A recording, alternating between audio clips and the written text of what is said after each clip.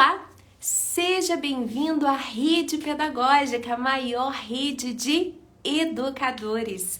Começa agora o terceiro dia de programação da 12ª semana Rede Pedagógica, a sua tradicional formação continuada, 100% online, 100% gratuita e com certificado de 120 horas para todos os participantes. O mini curso de hoje da 12ª semana Rede Pedagógica é essencial para a formação de todo educador. Vamos falar sobre alfabetização e socialização. Aproveita que esse conteúdo está só começando, clica no aviãozinho que aparece no cantinho da tela do seu celular para compartilhar com todos os seus contatos essa transmissão ao vivo. Lembrando que ainda é possível se inscrever na formação. As inscrições continuam abertas e o site para você se inscrever você já conhece, redepedagógica.com.br, super fácil de decorar. redepedagógica.com.br. Lá você faz a inscrição e assim que faz a inscrição você já tem acesso à plataforma de cursos online da rede, a RPEAD.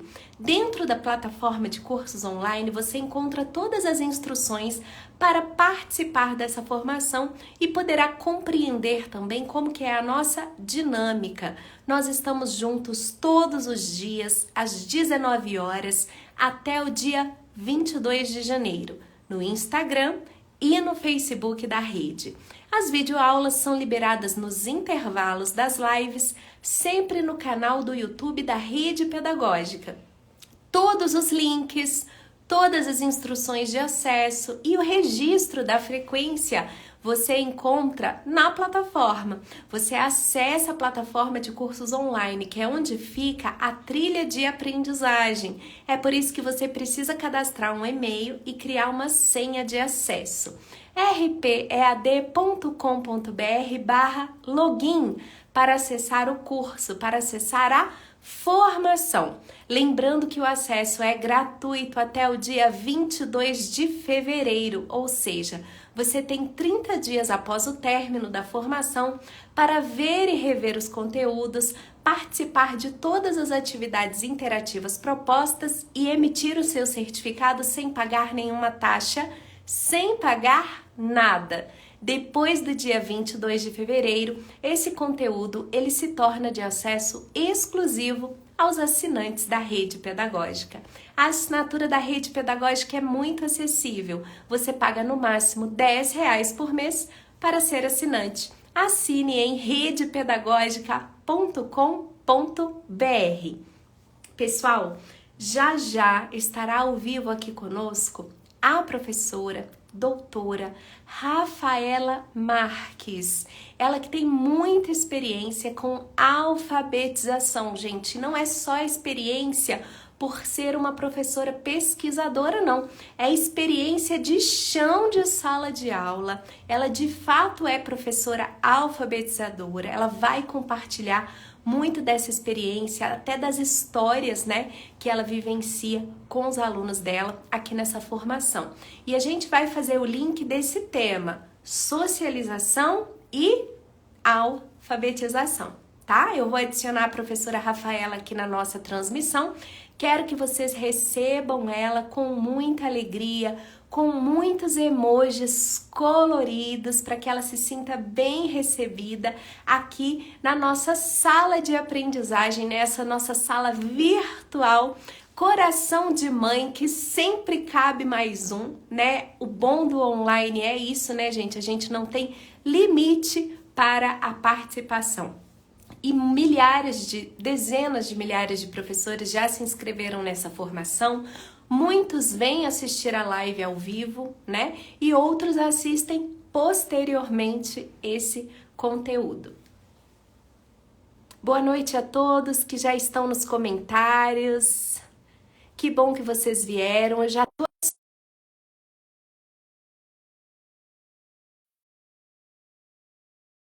de hoje.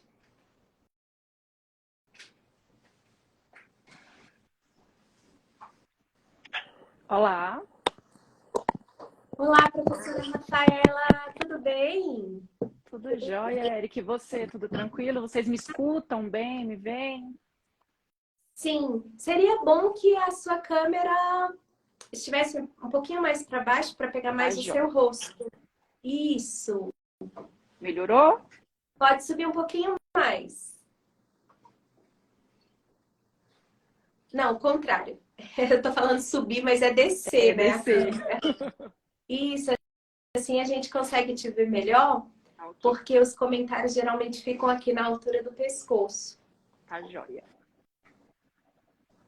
Aí, melhor? Isso, excelente, tá ótimo, sim. Seja bem-vinda, Rafaela, que bom tê-la aqui conosco em mais essa Obrigada. formação da rede pedagógica. Estávamos com saudade, eu vi hoje mensagens aqui, comentários na rede pedagógica. Que bom que a Rafaela está de volta e eu pensei, poxa, que bom mesmo. Muito obrigada, gente. Me sinto muito bem-vinda nesse espaço, né? Estive ausente por motivos de nenenzinha pequena, mas estou de volta, tá? E é um prazer compartilhar aqui com vocês, aprender com vocês. É sempre muito bom, é sempre muito boa essa nossa conversa, né? Então, eu estava com saudades também de partilhar conhecimentos dessa forma e de aprender muito também com as experiências que vocês escrevem para a gente. Certamente agora, gente, a Rafaela já tinha muito conhecimento para compartilhar com a gente, mas com a maternidade, a gente sabe que as experiências também se tornam muito mais amplas e significativas, não é, Rafaela? Você consegue ver, assim, depois da maternidade, a educação e a própria alfabetização com outros olhos? Com certeza, né? Eu acho que a gente começa a aplicar tudo que a gente estuda, né, no locus, que é o locus familiar. A minha experiência era muito significativa na escola, né? Eu acostumada com escola e tudo. É minha primeira filha, então as coisas mudam um pouco. E a gente entende, sobretudo, essa temática que eu vou tratar hoje, que é a socialização, né? As interações. E vocês sabem, vocês aqui da rede, o Edivaldo, a Érica, vocês sabem que eu trabalhei com as interações das crianças na minha tese de doutorado. Então, é algo que eu me sinto muito próxima e que está muito vinculado com a socialização e que agora eu participo, né, ativamente, no caso, com a minha bebê, né, nessa construção de aprendizagens que a socialização permite. Por enquanto, no âmbito familiar, mas logo ela estará na creche, porque eu acredito também nesse locus de socialização secundária que é a escola. Eu acredito que ela precisa muito disso.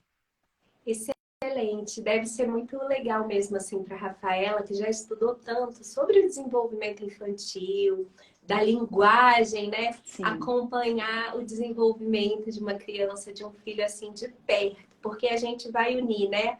A teoria e a prática. sim. A gente tenta e a gente vê que a praxis, às vezes, é um pouco diferente da teoria, né? Da prática separada também. É um momento em que a gente percebe realmente quando dá para unir esses dois e quando não dá para unir, né? Mas é saboroso. É experiência, é vivência, é aprendizagem. Eu aprendo muito, todo dia. Excelente, parabéns, Rafaela.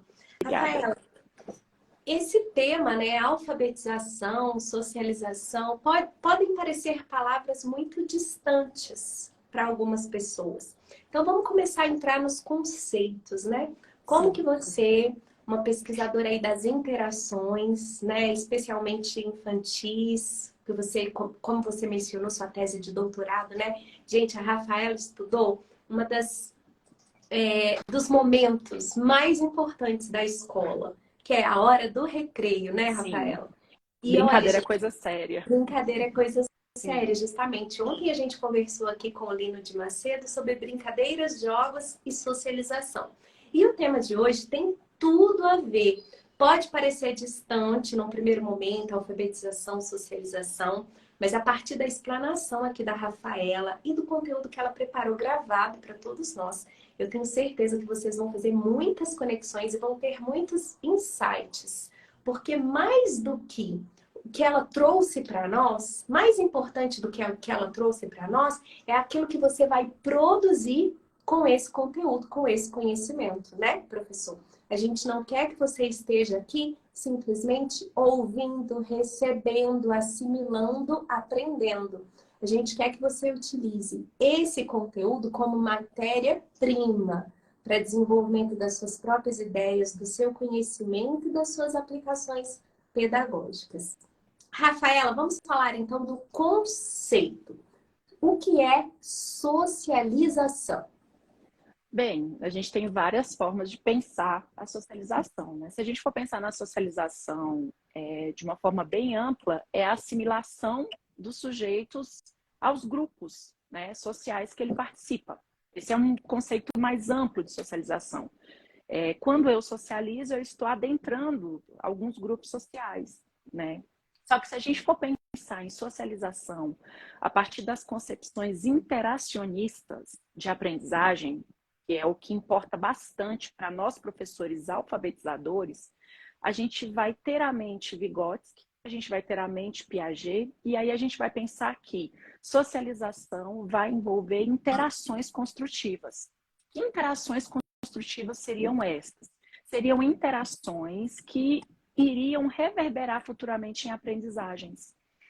Então, se eu penso no Piaget, ele diz que eu aprendo a partir da interação com o objeto do conhecimento, certo?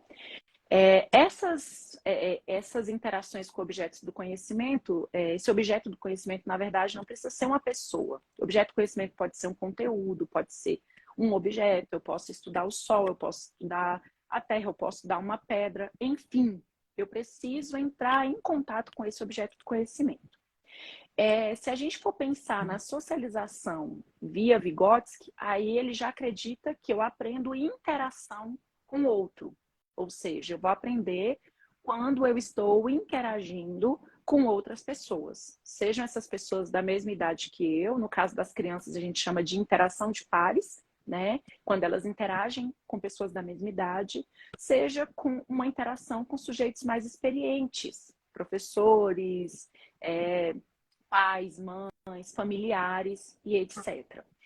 Por isso, quando a gente pensa em socialização a partir desse viés construtivista e interacionista, que é o viés que, por exemplo, guia toda a minha vivência em alfabetização, já que eu trabalho com alfabetização na perspectiva do letramento, eu penso que a criança, no seu processo de socialização, travará interações construtivas com outras crianças. Né? Nessas interações ela vai aprender a lidar com conflitos, ela vai aprender a lidar com aspectos afetivos, ela vai aprender a lidar com aspectos condutuais, ou seja, que conduta eu posso ter em determinado local e que conduta eu não vou ter. E somos nós, professores, que guiamos grande parte dessa aprendizagem por meio da socialização. Né? Nós auxiliamos muito, não que ela não ocorra também na escola, em casa, mas na escola nós temos um processo de socialização mais dirigido, né? E esse processo de socialização tem uma intencionalidade e visa a construção de aprendizagens. Então a gente precisa pensar na socialização como algo muito mais amplo. E é um conceito até que é um pouco discutido por alguns autores em termos de será que ele já não foi superado? A gente precisa realmente trabalhar com a socialização a partir de alguns vieses funcionalistas que a sociologia adotou por algum tempo, ou a gente precisa transpor. E aí a gente tem a sociologia da infância que traz algumas concepções novas para a gente de socialização, para a gente ir além e colocar a criança também no centro do processo da sua própria socialização. A interação e o construtivismo também acreditam nisso, né? Por muitas vezes as crianças podem sim dirigirem a sua socialização e as suas interações, né? E ela vai aprender com isso também, porque ela precisa aprender também o que ela quer aprender, o que ela tem ímpeto por aprender, o que ela é motivada a aprender. Excelente. A socialização ela é natural para o ser humano, mas mesmo sendo natural, ela não é necessariamente tranquila, né? Isenta de conflitos, não é verdade, Rafaela? Sim, e o conflito ensina, e muito. E mais uma vez eu trago para a alfabetização. Nós vemos, por exemplo, na psicogênese da língua escrita, que o conflito muitas vezes faz com que a criança passe de uma etapa, por exemplo, a gente tem o pré-silábico, o silábico alfabético e o alfabético, e a criança pode muito bem transpor uma etapa em que ela ainda não consegue preencher toda aquela tabela que é a palavra com as letras devidas para outra etapa por meio do conflito. Então, o conflito funciona tanto para eu me relacionar com o outro, quanto para eu conhecer a mim mesmo, quanto para a criança aprender. Aí você fala, esse conflito é socialização? Sim, porque nós podemos promover momentos de socialização em sala de aula, na alfabetização, em que um colega vai acabar auxiliando o outro, né? E o conflito, como eu falei, ensina, gente. Não é aquele conflito de briga o tempo todo, sem a criança saber por que ela está brigando ou por que o outro está brigando com ela. Não é esse tipo de conflito. É o conflito que eu preciso e eu sei que em algum momento eu vou divertir. E as crianças começam a aprender como é essa questão das divergências, principalmente na escola. Porque em casa, geralmente, elas têm uma certa concordância, sobretudo se elas não tiverem muitos irmãos. Na escola, não. Aí ela já começa a perceber que a socialização não é fácil, não é tranquila, mas é muito interessante, é muito saborosa. Por quê? Porque o outro é diferente de mim, né? E aí entra muito do aspecto que a educação infantil trabalha muito bem, né? Que é a gente trabalhar nessa linha do pensamento autístico da criança. E quem fala desse pensamento autístico é Piaget, que é aquele momento em que ela está tão em si mesmada, né? Aquele momento em que ela não consegue enxergar muito além do próprio umbigo, e é uma fase normal e todas as crianças passam, né, para um momento em que ela já começa a ver o outro como diferente dela e que tem sentimentos, emoções, tudo isso ela vai alcançar por meio das interações e da socialização na escola. Muito bom. No primeiro dia aqui do nosso evento, a gente conversou com a Janine Rodrigues sobre socializar para não excluir.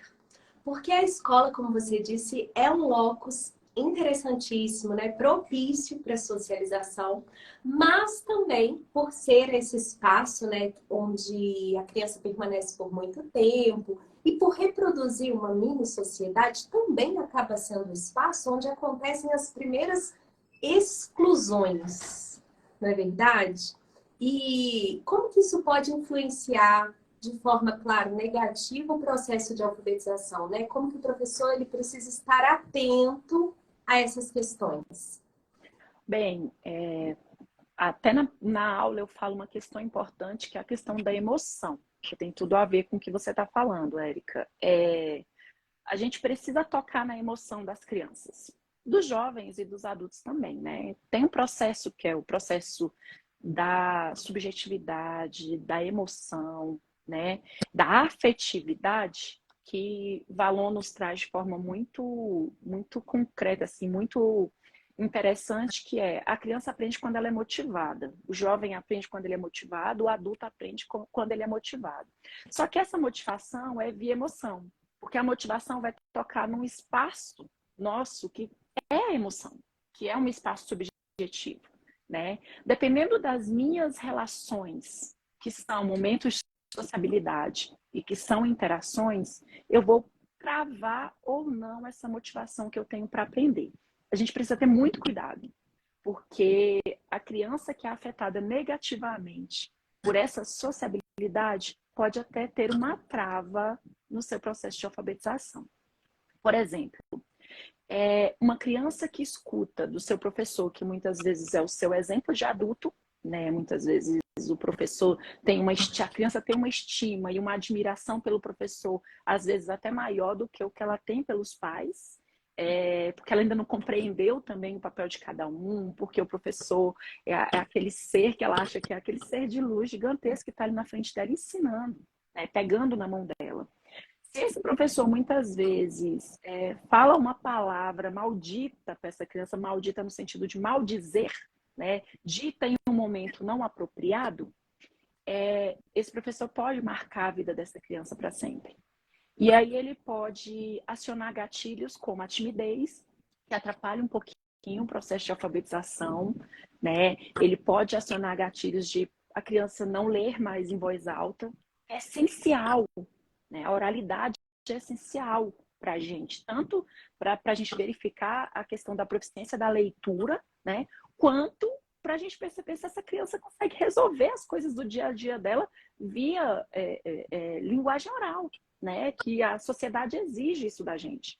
Então, a gente precisa ter muito cuidado. E aí, falando em inclusão, né? E na inclusão total, que é o que a gente tem em muitas escolas mesmo, que é uma bandeira que nós educadores levantamos, a gente precisa ter um cuidado maior ainda, né? E esse cuidado eu acho que começa no preparo da turma para vivenciar esse momento inclusivo.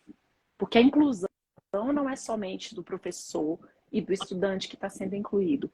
A inclusão é da escola inteira. Sim, para todos. E essa sociabilidade, essa socialização da criança que possui algum comprometimento precisa ser observada ainda mais, né? E perpassa a visão que os colegas passaram a ter daquele processo e a visão que o próprio professor já tem daquele processo. Porque tem uma coisa também que é muito interessante, e é interessante que uma coisa vai puxando a outra, né? Não tem como, que é o papo que vai puxando. Tem uma coisa que é muito interessante, que é a questão das altas expectativas, né? E isso aí já foi levantado em estudos, né? No meu mestrado eu estudei com o que faz uma escola ser bem-sucedida. E eu vi, vendo o que faz uma escola ser bem-sucedida, o que faz a escola ser mal-sucedida. E uma delas é o professor que não possui altas expectativas a respeito dos seus estudantes. Se eu chego em sala amuado, se eu chego em sala já bastante cansado daquilo tudo, e se eu não acredito no meu estudante, estudos indicam que aquele estudante tem uma tendência maior a não ir bem. Já pensou nisso no processo de alfabetização? Se eu não acredito que no final do ano aquele estudante vai ser alfabetizado, e lá no primeiro mês eu já estereotipo ele, eu já estigmatizo ele, pode ser que ele não venha a ser alfabetizado. Porque eu preciso ter altas expectativas com relação aos meus estudantes para que eles deem certo. Porque vem de mim também. Excelente. E como que a gente pode, Rafaela, dosar essa questão da expectativa? Porque a alta expectativa do professor, eu compreendo como essa motivação para o trabalho, essa acreditação no sujeito que aprende. Mas geralmente a alta expectativa da família é um pouco diferente. Ela gera pressão sobre o sujeito, né? E ela traz muitas comparações. E é muito difícil. Para a gente que é adulto, já é difícil lidar com a comparação, né? Na sociedade, a gente se compara o tempo todo, observando o estilo de vida das pessoas, a gente tem que ter muito cuidado com a mídia e etc. E para a criança, a comparação ela adquire uma magnitude muito perniciosa. Então, como que a gente faz para dosar, para se comunicar com essa família que também tem altas expectativas? Na verdade, a gente precisa compreender que a alfabetização é um ciclo, na maioria dos locais do Brasil, né? Falo isso dos locais que eu tenho experiência de fazer formações, de trabalhar como professora. A alfabetização sendo um ciclo, gente, a gente tem todo um processo que nem sempre vai acabar ao final do primeiro ano. Tá? Eu acho que a primeira coisa que os pais têm que compreender é que esse ciclo é ciclo de aprendizagem. Por que é um ciclo? Porque muitas vezes a criança está faltando muito pouco para que ela seja alfabetizada e uma retenção vai desmotivá-la. Uma retenção vai para sempre ficar marcado na cabeça dela e pode ser um gatilho para que ela não avance, né? Começa daí. Quando eu explico para os pais, olha, alfabetização ciclo. Aqui, por exemplo, onde eu trabalho, a alfabetização dura primeiro, segundo, terceiro ano, né? Certo. Que expectativa que eu tenho da criança ao primeiro ano? O professor que vai elencar o que ele tem a oferecer para essa criança no primeiro ano. E aí vai falar para o pai, olha, primeira coisa que a gente faz, cada criança aqui tem um ponto de partida diferente, certo? É muito muito interessante. A gente tem uma charge que eu gosto muito de trabalhar com os meninos da graduação, nas licenciaturas. Nessa charge tem um macaco, tem um elefante, tem um tigre, e aí tem um domador e ele fala: a tarefa de hoje é subir nessa árvore. Não vai ser fácil para todo mundo. Eu tenho experts ali em subir em árvores, e eu tenho alguns animais que muitas vezes, até por determinados comprometimentos, por biotipo, vai ter mais dificuldade de subir na árvore. Quer dizer que eles não vão subir? Não. Quer dizer que não é igual para todo mundo. Então, toda essa conscientização, Érica, precisa ser feita, porque nós, professores, não temos variante de cristal também. A gente faz muito, mas a gente depende do estudante. Geralmente é no processo de alfabetização que a gente descobre algumas especificidades desses estudantes. Somos nós, alfabetizadores, que geralmente encaminhamos. Somos nós, alfabetizadores, que geralmente fazemos relatórios que auxiliam a equipe a ver: há algo que comprometa? Né? Sim. O cognitivo é preservado completamente. Algo até que poderia ter sido identificado antes, mas como a educação infantil às vezes não tem muito esse compromisso da sondagem diagnóstica, chega no primeiro ano é que o professor começa a olhar de forma mais analítica, né, para o aluno. Exatamente. Parece que a gente vai para o primeiro ano e opa, valendo, puf, vamos lá. Né? Por quê? Claro, a educação infantil tem um propósito específico que eu deixo muito claro também lá no curso, no sentido de que a socialização começa ali, a vivência com o mundo letrado começa ali. Mas qual é o propósito da educação infantil, gente? Interações e brincadeira. Claro que ele vai aprender, vai muito. Tem estudante que já vai chegar conhecendo todas as letras, tem estudante que já vai chegar conhecendo os números, atrelando a noção de quantidade a esses números, escrevendo o prenome, escrevendo o seu sobrenome. Tem estudantes que isso vai acontecer. Só que o momento de educação infantil é reservado para experiências que as crianças também precisam passar. Né? Que é aquele momento de descoberta de si próprio, autoconhecimento, psicomotricidade, que é essencial, que muitas vezes a gente não trabalha. Chega um menino com a mão muito dura lá no primeiro ano, sobretudo com o nosso ensino remoto, né? E aí chega lá no primeiro ano também, se a criança não tem uma educação infantil voltada para os preceitos da educação infantil no sentido de interações e brincadeiras, nós podemos também ter algum problema. Por isso a questão de muitas coisas surgirem no primeiro ano, porque somente coisas muito graves vão aparecer nesse momento de interações e brincadeiras, né? Alguns comprometimentos mesmo cognitivos vão aparecer quando a gente for puxar um pouco aquele estudante para realmente participar dessa alfabetização formal, né? Que é o que a gente inicia no primeiro ano.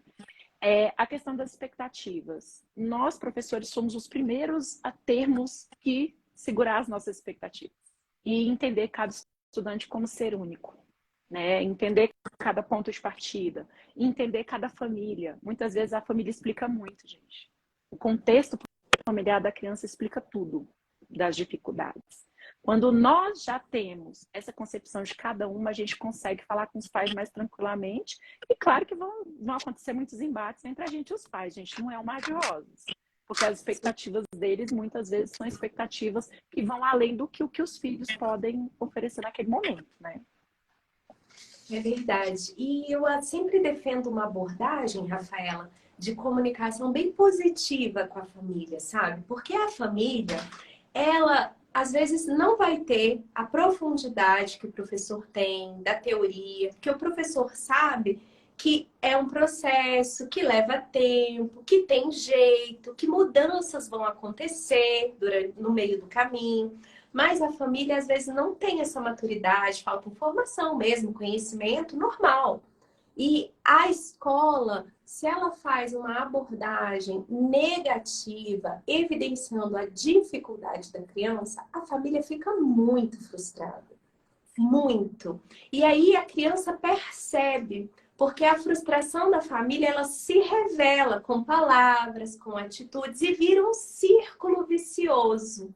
Não acreditam em mim, aí realmente a criança não desenvolve. Será que ela não desenvolve porque ela não tem condições ou porque ela já foi taxada dentro de casa e dentro da escola, não é verdade? E assim, se a gente fala palavras duras com a família, as palavras que a família vai falar com as crianças são mais duras ainda. Mais duras São ainda. aquelas palavras que não vale a pena nem a gente repetir, né? Então, sim, a gente precisa ter cautela. A família não vai entender esse processo como nós compreendemos, porque não é função delas, para isso tem professor.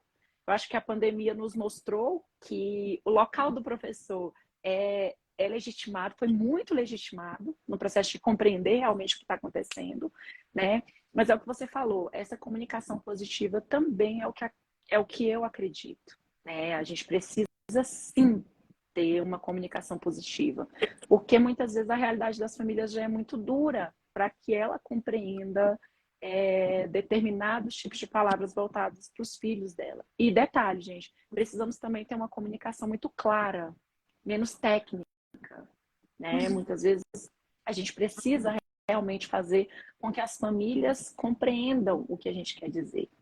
E muitas vezes o que eu quero dizer é exatamente o que você falou, Érica. Olha, nesse momento, seu filho ainda não está preparado para ir para a letra cursiva, por exemplo. Mas ele escreve perfeitamente com a letra bastão. E tá Vamos tudo esperar. bem, Tudo bem, né? para mim está tudo bem qualquer ano ele fazer isso. Eu não tenho essa rigorosidade, embora a gente saiba que a letra cursiva é importante, desenvolve uma parte do cérebro que é diferente da parte do cérebro ativada pela letra bastão. Mas por que a gente começa com a letra bastão? Porque ela é mais tranquila. Porque a gente precisa começar, gente, do mais fácil para o mais difícil. O nível de gradação é esse, principalmente quando a gente está alfabetizando, quando a gente quer atingir a todos os nossos estudantes, né? Então, não tem como a gente falar de uma forma mais dura com as famílias. Acho que a gente tem que ter a maior suavidade possível. Eu acho que nós somos parceiros, nós precisamos ser parceiros. É muito legal quando a gente consegue essa parceria, que eles acreditam na gente também como professores. É Porque se a verdade. família desacredita da gente, aí é complicado. É Quando a complicado. família desacredita da gente, ela começa a falar, a transmitir para os filhos uma insegurança com relação a gente, né? É verdade. E quando a família acredita, né? Isso vem de casa, sabe? Esse apoio, essa acreditação mesmo, né, no professor faz toda a Uhum. diferença. E a criança também acredita, porque a criança também nos avalia, não é, Rafaela? O A tempo gente acha todo. que é só a gente que está avaliando a criança, mas não. Ela também faz juízo de valor a nosso respeito, não é verdade? O tempo todo, gente. Quando a gente percebe a criança como protagonista, e é por isso, assim, que nos meus cursos de alfabetização, e você sabe, Érica, eu começo das concepções de infância e criança. Eu não vou dar um curso de alfabetização, gente, falando, olha, deixa eu falar para vocês, métodos sintéticos, métodos analíticos. Não. Vamos conhecer quem é o sujeito? Vamos lá conversar sobre infância? Vamos ver se a gente sabe realmente sobre o que é criança, o que é infância, quais são as particularidades dessa faixa etária. Por quê? Nós somos tão próximos de crianças o tempo inteiro que a gente enxerga muitas vezes a criança a partir do senso comum. E a gente tem um arsenal de pesquisas que vão lá no locus mesmo, ou no recreio, ou na sala de aula, ou no parquinho, ou dentro das próprias famílias, perceberem por que as crianças estão demandando tanto da gente, né? Então, nós temos descobertas, nós temos os estudos sociais da infância, nós temos a sociologia da infância. Então, é muito interessante que a gente saiba primeiro com quem que a gente está tratando, né? Então, começa daí, o ponto de partida é esse. E quando eu acredito que a minha criança é protagonista, que é o que as teorias trazem, e o que é o que a gente observa hoje em dia, eu sei que ela faz juízo de valor de mim o tempo inteiro. E eu sei que eu não vou tapear essa criança. Vamos lá. Porque, Érica, é muito interessante. Até hoje, as pessoas me perguntam, voltei para a sala de aula, né? E aí as pessoas perguntam, você vai trabalhar aonde, tá? Você vai trabalhar com que faixa etária? Você vai dar aula de português? Eu sou professora de português. Eu falo, não, eu estou eu quero, na alfabetização e no ensino superior. Eu gosto de trabalhar. Você está na escola dos pequenos?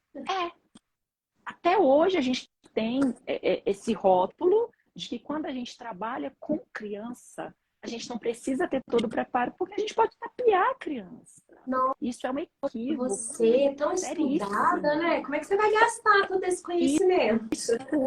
Eu escuto, eu fico rindo, porque assim, eu acho tão. Eu fico rindo, eu explico, nossa, isso é uma etapa maravilhosa. Eu estou ali nos fundamentos da educação, digamos assim. Muitos países valorizam essa etapa mais do que ninguém, educação infantil e anos iniciais, né? Então, o problema é do Brasil, que não dá o devido valor. Mas se eu fosse para a Finlândia, por exemplo, seria um ponto muito importante profissionalmente, né? E aqui também mas as pessoas ainda levam nessa questão de que criança não é criança. Ela não vai perceber se você erra. Gente, você está fazendo uma continha no quadro, você pisca a criança, vai, tia, isso aí não vai sair, não. Ah, corrige a ortografia, a criança está sendo alfabetizada, ela está ali no link. É o momento, de acordo com a neurociência, em que a criança está mais conectada com tudo na vida, gente. É o momento em que a criança mais aprende.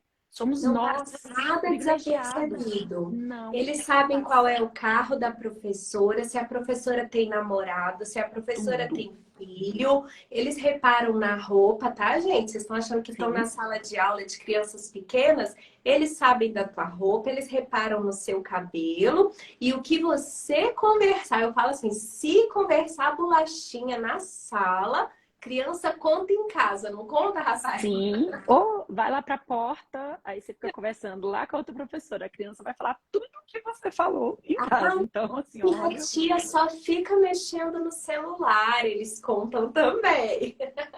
Tia leva o laptop para a sala, pai leva o computador e fica lá olhando. E eu e o coleguinha ali quebrando o pau, conversando muito. Então, assim, não tem como. É uma fase que é muito importante, que deveria demandar mais atenção. Principalmente a educação infantil, né, gente? Que aqui no Brasil, embora a gente tenha toda uma legislação que diz que o profissional que trabalha na educação infantil precisa ser pedagogo, né?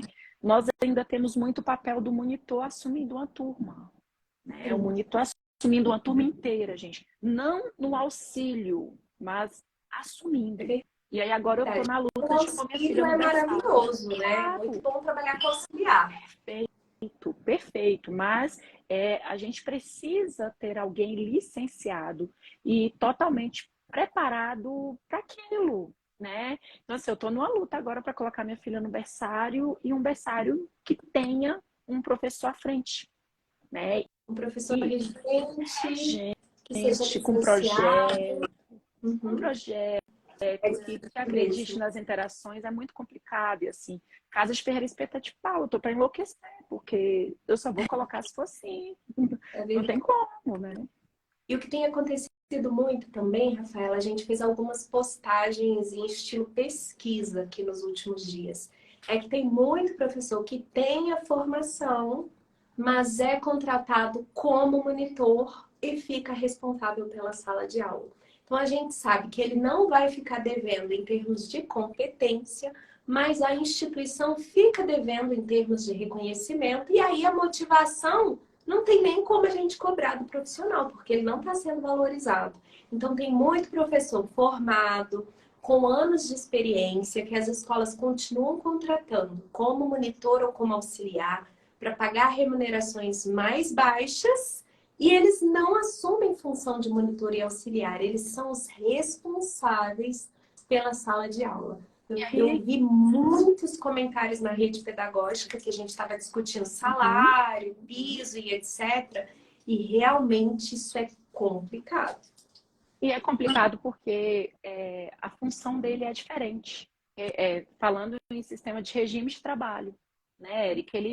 O papel do monitor é um, do professor é outro.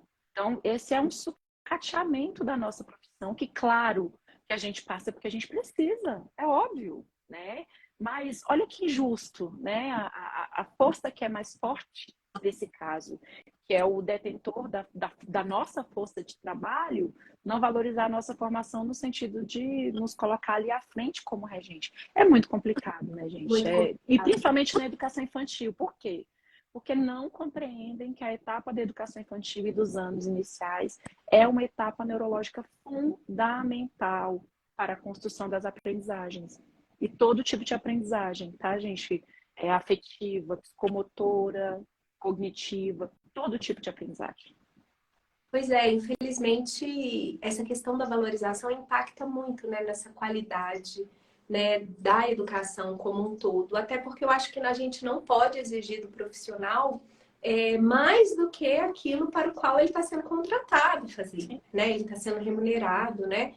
Eu não sou da ideia de que o professor ele precisa fazer mundos e fundos da saúde, o dinheiro dele, tudo em prol da educação, não. Nós somos profissionais, precisamos ser respeitados, né? Dessa forma, tudo tem limite. Mas para você ter uma ideia, Rafaela, essa semana eu conversei com uma professora aqui na rede pedagógica que ela disse que não era contratada. Isso eu já ouvi falar.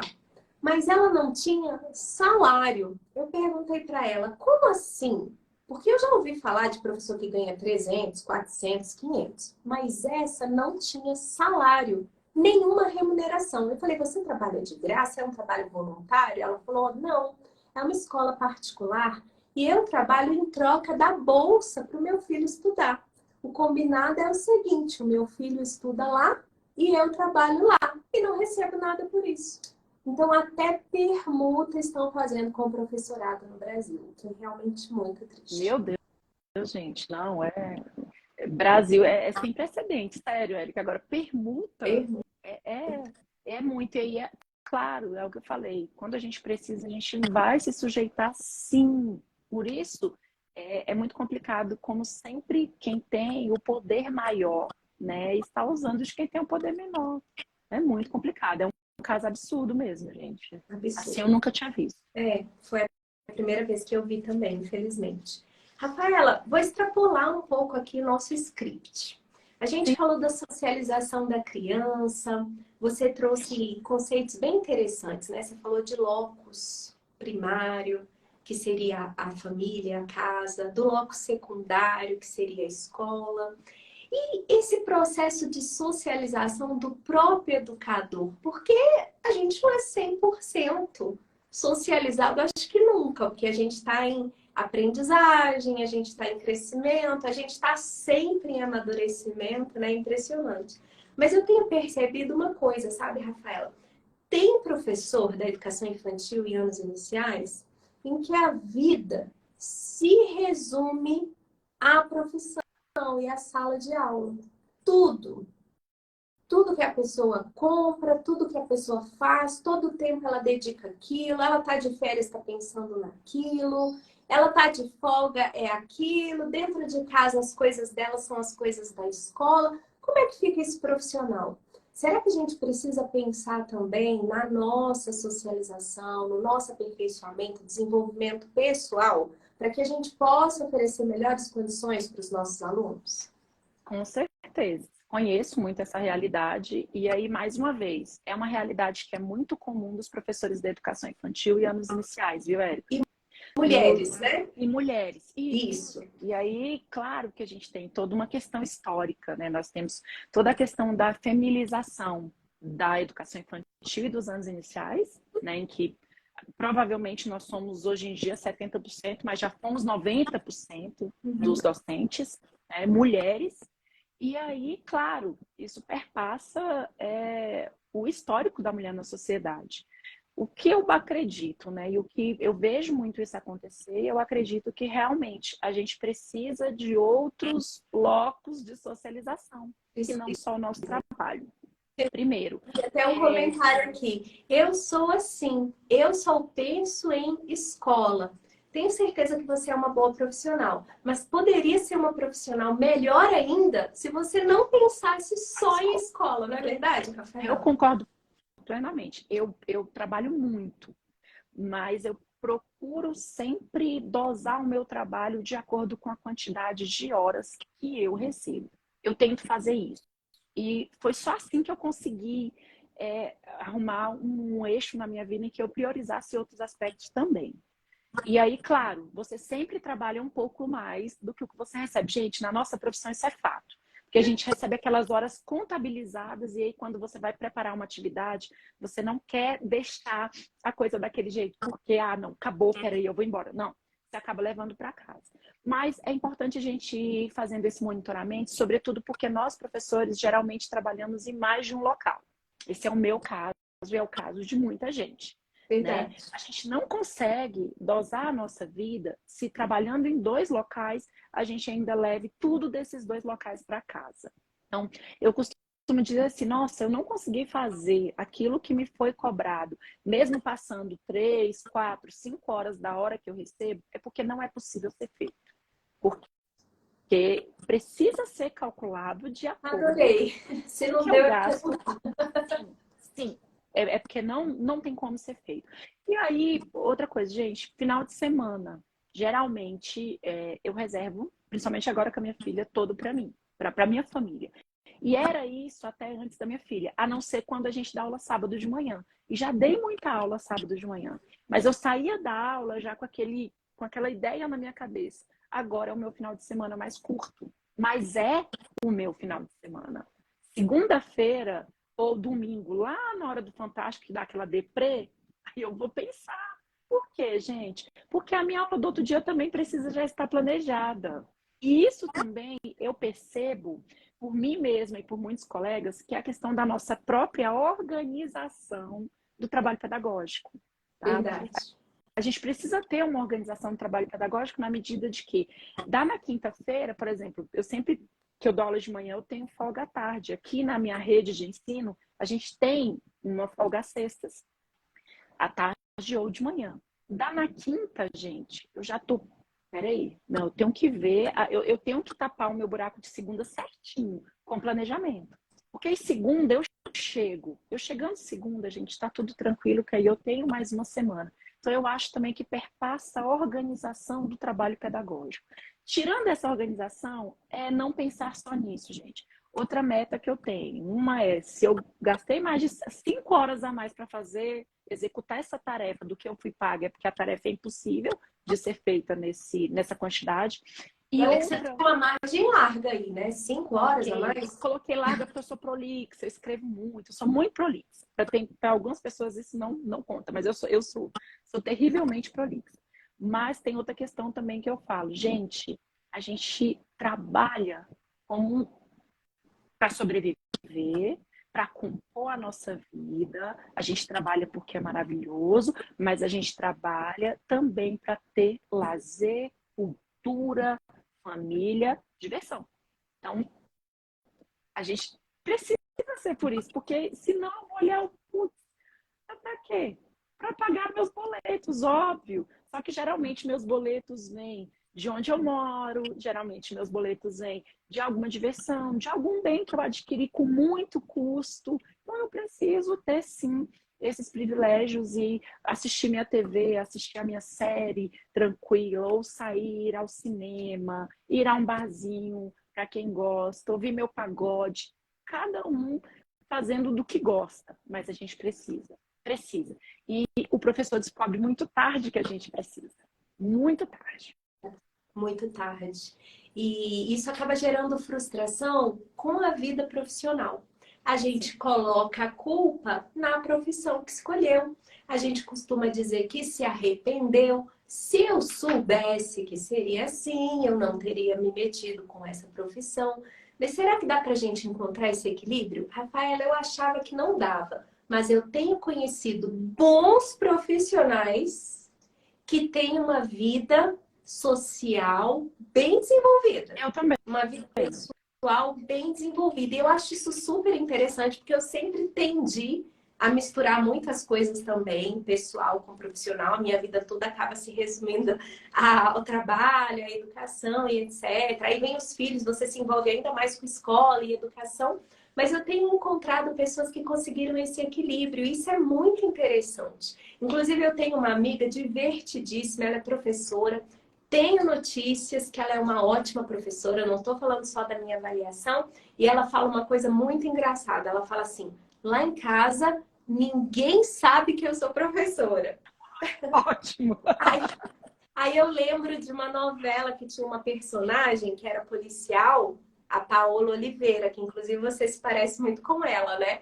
E ela era policial, mas a família dela não sabia que ela era policial. E eu sempre chamo ela de Geisa, de Paola Oliveira. Eu falo assim, como é que você consegue? Ela falou assim, eu me organizo para fazer o meu trabalho bem feito e eu faço tudo no meu horário de coordenação, que é o horário que ela tem a mais para planejamento. Inclusive, ela faz na escola. Ela não leva para fazer em casa. Então, na casa dela, você não vai encontrar materiais para cortar, para colar, nada disso, porque tá tudo no armário da escola dela.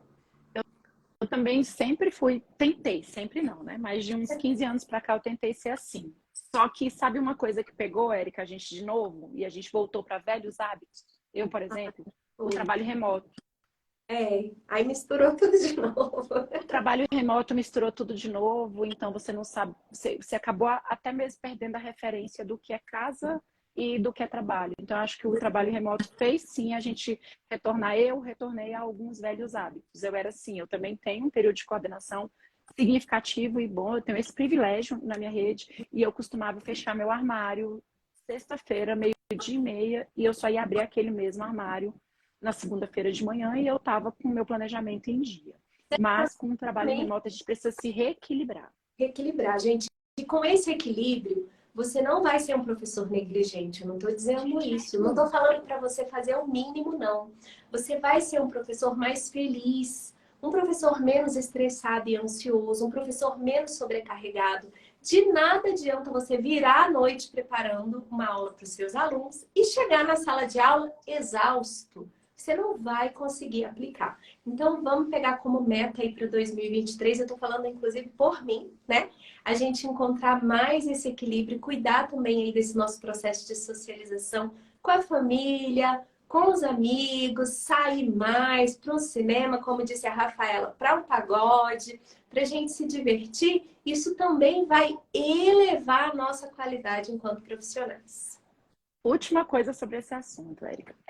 A história, ela diz tanto que o professor é esse cuidador maravilhoso, é essa pessoa que não para nunca, que ela tem sempre bateria, que ela precisa estar trabalhando o tempo inteiro, que a gente encontra os nossos estudantes em outros contextos e ele fala, olá, professora, precisamos ser pessoas, gente, pessoas como qualquer outra, que fora do ambiente de trabalho pode estar fazendo qualquer coisa que não foi lícita, né? A gente pode fazer qualquer coisa que não foi lícito, mas o nosso estudante nos olha como se nós fôssemos um ET ali naquele espaço. Meu Deus, a professora está ali, a mamãe, é minha professora. Então não é comum nos encontrar nem no mercado, gente, porque parece que a gente não pode ir nem ao mercado. O nosso local só é em sala de aula, né? Então, realmente fica a dica para esse próximo ano, gente. Quem é dedicação exclusiva, igual eu vi em um comentário, nós somos dedicação exclusiva. Dedicação exclusiva é trabalhar aquelas 40 horas que nós somos pagos para trabalhar, né? Dedicação exclusiva é muitas vezes você não poder trabalhar em outra escola, porque aquela escola te paga para você trabalhar só lá. Mas tem o período que ela te paga, né? Então a gente precisa estar atento a isso, gente. Excelente. Nós estamos aqui com a Rafaela Marques. Esse é o minicurso Alfabetização e Socialização, que faz parte da programação da 12ª Semana Rede Pedagógica. A gente conversou sobre socialização, alfabetização, expectativas, motivação e a gente está falando aqui também de qualidade de vida. Quando a gente faz uma formação continuada, a gente tem que aperfeiçoar não apenas o nosso lado profissional, mas também cuidar do nosso desenvolvimento pessoal enquanto pessoas. A gente não pode abrir mão da saúde, da alegria em trabalhar, da nossa felicidade, não. Tudo na vida é equilíbrio. E fazendo isso, a gente vai ser bons exemplos também para os nossos alunos. Pessoal, olha só. O nosso mini curso, a maioria já sabe como funciona, ele tem momentos distintos. A gente começa com uma live, uma transmissão ao vivo, depois a gente faz um intervalo para assistir um material gravado e a gente retorna para um segundo momento ao vivo e interativo. Quero dizer a todos que o nosso segundo momento aqui será ainda melhor que esse primeiro. Se você gostou dessa primeira live, não deixe de participar da segunda. Mesmo sabendo que todo o conteúdo fica gravado, quando você vem participar ao vivo, você está prestigiando a professora Rafaela e está reconhecendo o trabalho dela, que ela planejou, que ela preparou para apresentar para vocês. A gente vai fazer um intervalo agora e a gente retorna daqui a 30 minutos.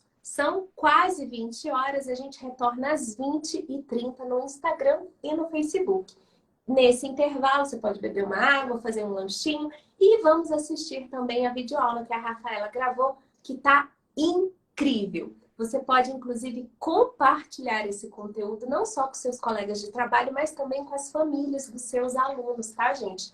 Muita gente comentou aqui, Rafaela, nossa, eu queria que os pais dos meus alunos assistissem a essa live. Você pode fazer isso se você tiver uma ferramenta de comunicação com seus alunos. No início do ano letivo, claro que de forma contextualizada, você pode estar indicando uma das nossas lives, um dos nossos conteúdos gravados, para que a família possa se apropriar, né, dessas falas e possa trabalhar de forma cooperativa com a escola. Gente, olha só, essa live vai ficar gravadinha aqui daqui a pouco no Instagram. E eu quero fazer um desafio para vocês que estão aqui comigo ao vivo. Você vai digitar nos comentários uma dica de como se organizar para ser uma professora mais feliz em 2023. Isso inclui ter tempo para você, tá? Então, ó, assim que a live ficar gravada, eu quero ver nos comentários, eu vou estar curtindo os comentários de vocês, dicas de organização para que a gente tenha mais tempo para o nosso desenvolvimento pessoal, para o nosso convívio familiar, com amigos, para que a gente seja profissionais mais felizes, mais de bem com a vida, menos estressados. Né, Rafaela? Quero ver as dicas de vocês nos comentários, tá? E tô aguardando todo mundo lá no YouTube para que a gente possa assistir a videoaula da Rafaela. A gente retorna às 20h30 ao vivo aqui no Instagram e no Facebook. Rafaela, até daqui a pouco. Adorei a nossa conversa. Foi sensacional. Até mais, gente. Até daqui a pouquinho.